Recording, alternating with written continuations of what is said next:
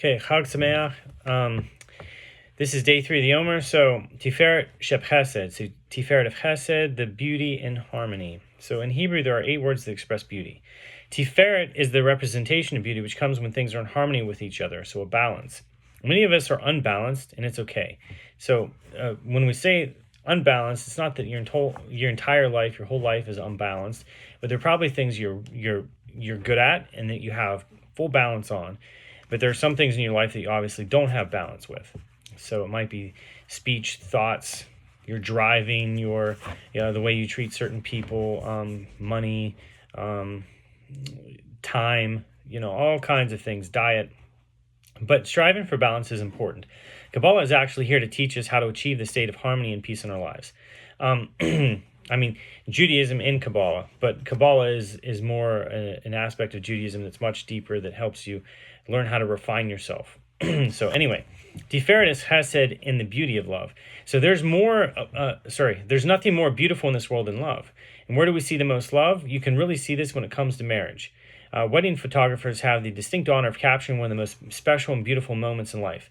The look of love between a couple on their wedding day. Uniting 2 people in love is a true blessing, and it's amazing to be able to witness and document that sacred moment. So this is why so many wedding photographers take such pride in their craft, and why many say they love their job, because they are privileged to be part of something so meaningful. Marriage is a unique union that defies the idea of opposites not being able to coexist. When 2 people come together in the covenant of marriage, it's actually amazing, because bringing 2 opposites together can seem impossible. But in fact, through the holy energy of Chesed, of Tiferet, their differences are not seen as insurmountable obstacles, but rather as an opportunity for growth and connection. They are brought together in harmony, creating something even more beautiful and special than either can achieve alone. So finding a perfect balance between 2 people can be difficult. When dating, many people have a list of expectations for their partners that are simply unrealistic or don't matter in the long run.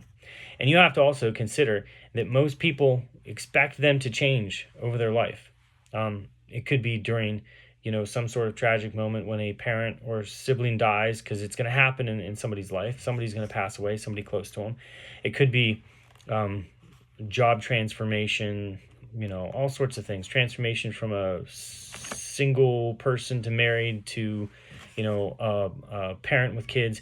All those types of things can transform a person. They will transform a person. So they're not going to stay the same. So you have to look at the deeper qualities in a person and see if they're actually the type of person that you can help grow and thrive. And if you can't see how you can help that person grow and thrive, then they're probably not the type of person that you should be expecting to live with for the rest of your life.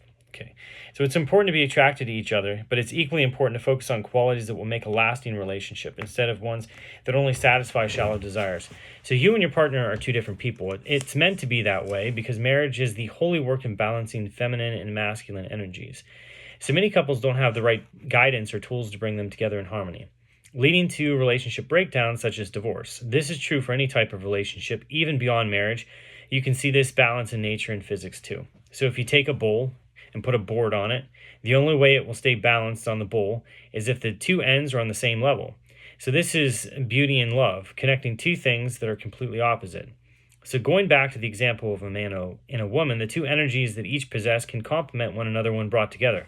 So this balance is seen both physically and spiritually. Husband and wife have 2 distinct souls with unique purposes in life, and God brings them together to help each other along their journey. So this is the notion of perfection, and it's at the heart of the creation of our world. The Holy One, blessed be He, wanted to create a spiritual world that would exist alongside the physical, eventually merging together, which is difficult to see in our current age of exile. With the coming Mashiach, God willing, we have insight into this balance between the physical and the spiritual realms, known as Neshama B'Guf. That's when a body and a soul come together, seemingly 2 opposites, yet they will be shown to fit perfectly together. So how do you apply Chesed of Tiferet? We all have close relationships with people where disagreements arise, be it a spouse, parent, friend, or neighbor, and child and parent. So while all these differences of opinion can be difficult, they're actually great gifts from God. These disagreements make the love between 2 people unique and beautiful. By understanding this, we can cherish the love and connection found in these relationships even more. So another common example of this type of relationship is the bond between parents and children. Each person has unique reason for being born to the parents they have, and while some are blessed with strong relationships with their parents, others struggle more in this area.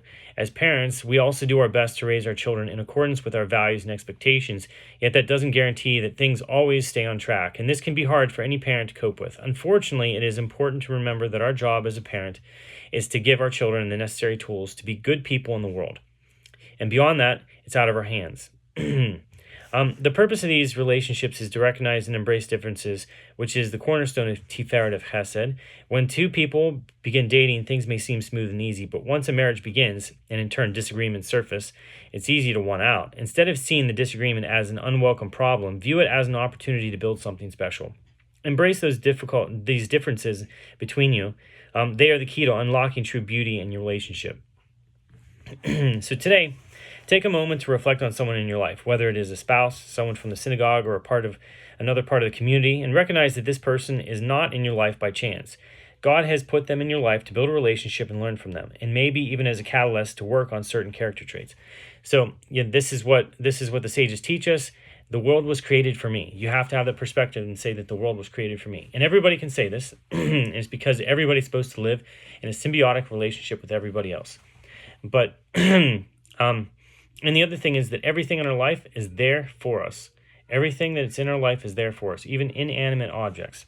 The world was created for me. So, for example, if someone needs to work on their anger management, their spouse or children may often challenge their patience, providing an opportunity for them to practice temperance. Similarly, if someone needs to address feelings of jealousy, they may be confronted with neighbors who drive luxury cars. God puts a mirror in front of us in order to help us work on our character traits. Whenever something bothers or annoys you, take it as a sign that this midah, this trait, this measure of your character that needs refining. Use this knowledge as an opportunity to address your weakness and focus on personal growth, realizing that a person who's different than you is actually the key to cultivating the most beautiful relationship full of growth and potential. Can be intimidating thought, but in truth, it's God's way of guiding you towards doing holy work through Chesed of Tiferet. Meditate on this difference and take up the challenge of using it as an opportunity for growth, both inside and outside of yourself.